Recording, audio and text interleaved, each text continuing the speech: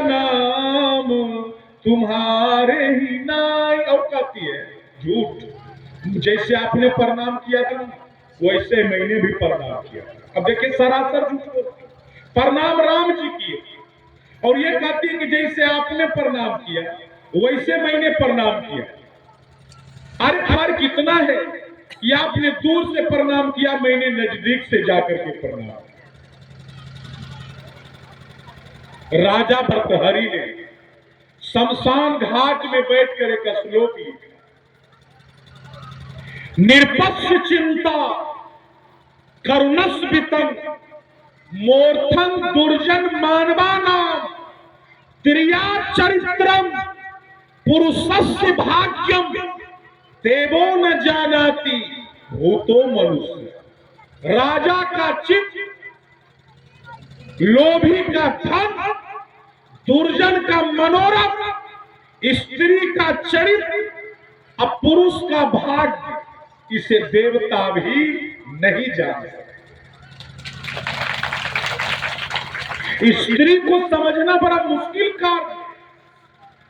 किसी ने general knowledge प्रश्न पत्र का ज्ञान बांटा जा रहा था एक जगह, तो पूछना इंटरव्यू हो रहा था, 50 विद्यार्थी बैठा हुआ था, तो यही प्रश्न पत्र पूछा गया था। देखिए स्त्री का लक्षण में बतला है। सती महारानी एक झूठ के बाद दूसरा झूठ बोल रही, तो पूछा गया विद्यार्थियों से, 50 विद्यार्थियों से, इस दुनिया में सबसे झूठा बात कौन है?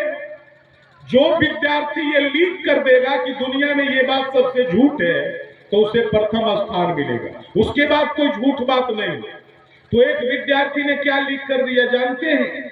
एक विद्यार्थी ने लीक करके दिया कि मैं और पिताजी समुद्र के किनारे टहलने के लिए गए, तो मैंने क्या देखा, जब मैं टहल रहा था तो मैंने क्या देखा, समुद्र पर एक ट्रेन आ रही थी और मैं और पिताजी उस ट्रेन में चढ़ गए, उसके बाद कहां गए इसका कोई गारंटी नहीं। देखिए झूठ बोलने का मतलब इसी तरह का खोज करना, समुद्र पर ट्रेन है। दूसरा विद्यार्थी क्या लिख करके दिया, एक कमरे में दो बहनें अकेली बैठी, एक कमरे में दो बहनें अकेली बैठी थी और वह भी 5 मिनट चुपचाप मौन। इस झूठ को पहला नंबर मिला, इस झूठ को पहला नंबर मिला, विश्व का सर्वोत्तम झूठ। यदि एक कमरे में दो बहनें 5 मिनट चुपचाप बैठी रह जाएगी तो शायद ब्रह्मांड बन जाए।